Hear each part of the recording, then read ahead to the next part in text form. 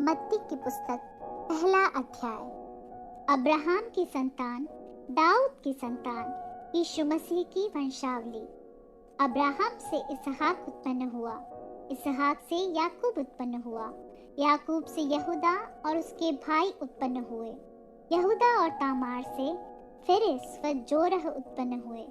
फेरेस से हिस्रोन उत्पन्न हुआ और हिस्रोन से एराम उत्पन्न हुआ। एराम से अम्मीनादाब उत्पन्न हुआ, अम्मीनादाब से नहशोन और नहशोन से सलमोन उत्पन्न हुआ। सलमोन और राहब से बोअज उत्पन्न हुआ। बोअज और रूत से ओबेद उत्पन्न हुआ और ओबेद से यिशै उत्पन्न हुआ और यिशै से दाऊद राजा उत्पन्न हुआ। और दाऊद से सुलेमान उस स्त्री से उत्पन्न हुआ जो पहले उरिय्याह की पत्नी थी। सुलेमान से रहबाम उत्पन्न हुआ, रहबाम से अबिय्याह उत्पन्न हुआ और अबिय्याह से आसा उत्पन्न हुआ। आसा से यहोशाफात उत्पन्न हुआ, यहोशाफात से योराम उत्पन्न हुआ और योराम से उज्जियाह उत्पन्न हुआ। उज्जियाह से योताम उत्पन्न हुआ और योताम से आहाज उत्पन्न हुआ और आहाज से हिजकिय्याह उत्पन्न हुआ।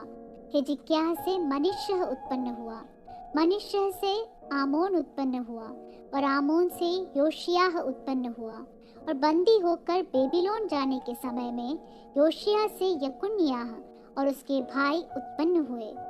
बंदी होकर बेबीलोन पहुंचाए जाने के बाद यकुन्याह से शालतिएल उत्पन्न हुआ और शालतिएल से जरुब्बाबिल उत्पन्न हुआ।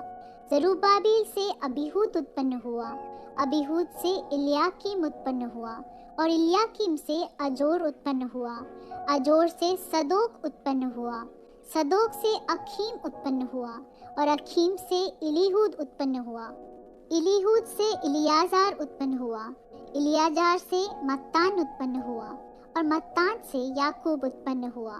याकूब से यूसुफ उत्पन्न हुआ जो मरियम का पति था और मरियम से यीशु जो मसीह कहलाता है उत्पन्न हुआ। इस प्रकार अब्राहम से दाऊद तक 14 पीढ़ी हुई और दाऊद से बेबीलोन को बंदी होकर पहुंचाए जाने तक 14 पीढ़ी और बंदी होकर बेबीलोन को पहुंचाए जाने के समय से मसीह तक 14 पीढ़ी हुई। यीशु मसीह का जन्म इस प्रकार से हुआ कि जब उसकी माता मरियम की मंगनी यूसुफ के साथ हो गई तो उनके इकट्ठा होने से पहले ही वह पवित्र आत्मा की ओर से गर्भवती पाई गई। अतः उसके पति यूसुफ ने, जो धर्मी था और उसे बदनाम करना नहीं चाहता था, उसे चुपके से त्याग देने का विचार किया।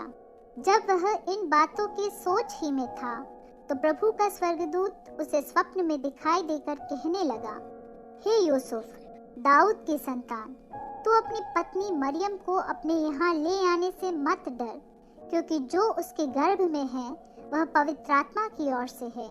वह पुत्र जनेगी और तू उसका नाम यीशु रखना, क्योंकि वह अपने लोगों का उनके पापों से उद्धार करेगा।